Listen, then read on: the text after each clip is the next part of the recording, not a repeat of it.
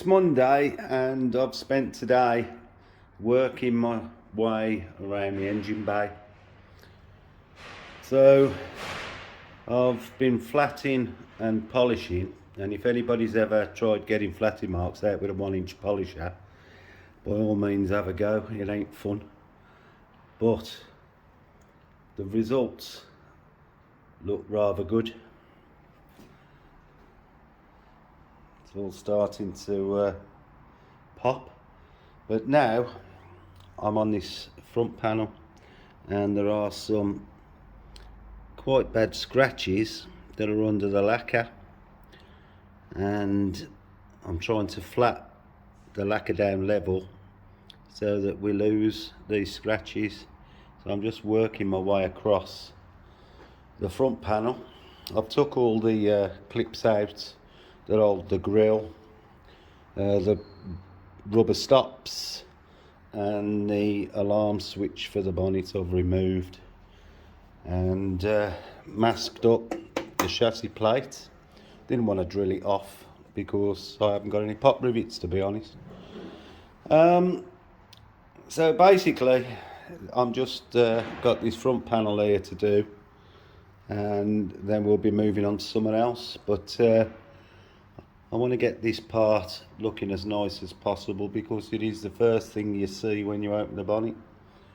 So you know, the preparation underneath the lacquer isn't brilliant, as you can see, and obviously I want to get it looking a bit more like that.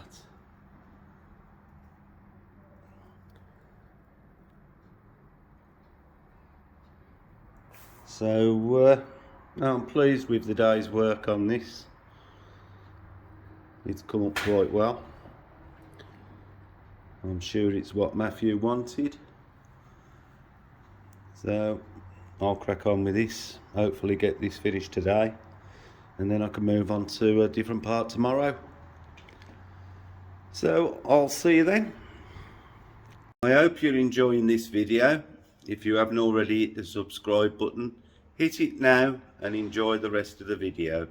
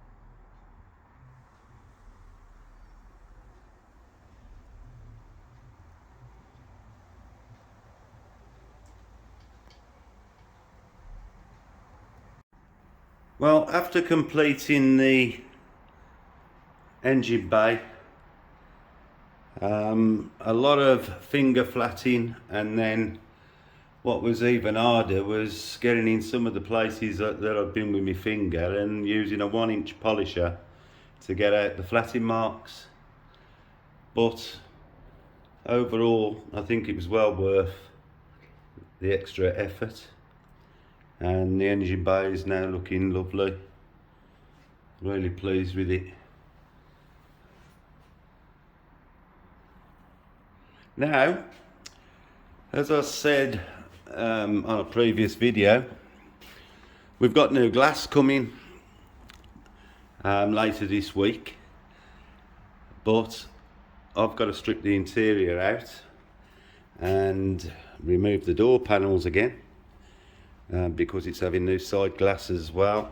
I've got to polish the red paint that's under the rear quarter windows, so I'm going to remove the interior now, give me clearer access to get in to do what I've got to do, and certainly make it easier for the chap that's coming to install the windows. and that way I can mask all the carpet off with the seats out, and there shouldn't be any damage, or not too much for me to clean up afterwards. I'm more concerned about what's going to happen around the paint when the windows are fitted, where I've already polished, so it looks like I might have to go over some of it again, depending on how careful they are with the installation. The other thing that I've done this morning is there was a terrible fuel smell in the car, and so today I decided I was going to explore to find out what it was.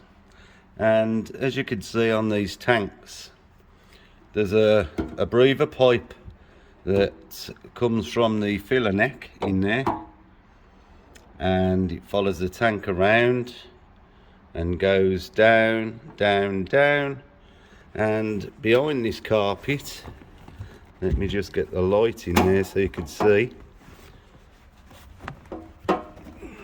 I found that the end of the pipe exited behind the carpet and not through the hole, through a flexible pipe that comes out under the rear bumper. So after finding that, I've been and got some pipe and put that on and fitted it correctly. Now exits there, and then over the next day or so, with the boot closed, I'll be able to see whether that's cured the smell. So that's so far today where I've got to. I've got to put all the carpet back in, and once I know the smell's cured, I can clean the boot area and put everything back as it should. You can see I've had to take the rubbers off to remove the carpeting, so that's got to be put back. But see if I've cured the smell first. So that's another job off the list. And then when I put all the interior back in, then it's going to have a deep clean inside as well. And then I think that should be the end of it. But the striping people are coming, I would imagine, over the next week to put the Mexico stripes on, and I'll see if I can film some of that, if they'll allow me to film them. We're having it done professionally because I don't want to wrinkle a piece of vinyl putting it on, and they are expensive and they're not easy to get. So I'm going to have the professionals come and do it. I am good at some things and quite confident, and I'm sure I could fit the stripes. I've done it before, years ago, when we used to build these Ford Escorts, Mark 1s and Mark 2s. But it's been that long since I've done one, I'm not confident I can do it in one go. So I'm going to pay somebody to do it properly. The paint work, I think, is as good as I can get it. It's been a lot of effort, but it's very satisfying to see it all coming to fruition. I'm really proud of the engine bay, because that has been a lot of delicate places to flat down, so that's very pleasing. And once I've got the interior out, I'll be taking the wheels off and we'll start cleaning the undercarriage. And we haven't had a good look underneath yet, so I'll make sure I film some of that. But no, really pleased, and it's moving on. And like I say, probably a couple of weeks, with having to wait for the glass to be fitted. We've got to get new rubbers first. They're supposed to arrive Friday. Once he's finished doing his bit, we can get the stripe people in to stripe it, and then I've got to ceramic coat everything then. And I'll ceramic the engine bay as well while I'm at it. So that's what I'm up to now. No more big polishing, I don't think. And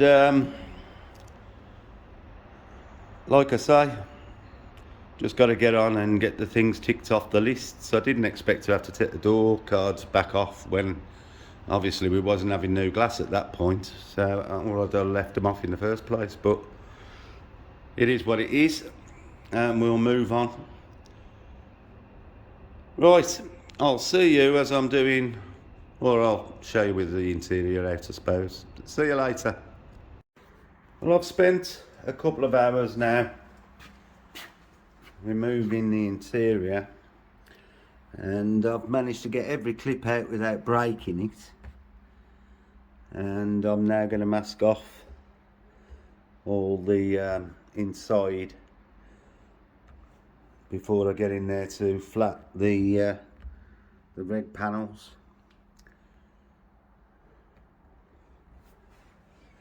But I was quite surprised for a new carpet how dirty it is, and I'm glad they've got the seats out so that I can clean them properly and make sure it's all nice and mint before I put the trim back in. But you can see it's all been dynamatted and dynapadded on top of that as well in there. Soundproof to death. So we're progressing. Strip the doors down for the chap who's fitting the windows. So I'll start moving forward and get this lot masked off or covered up so we don't get footprints everywhere. Just thought I'd show the orange peel that I'm trying to remove during the flatting process.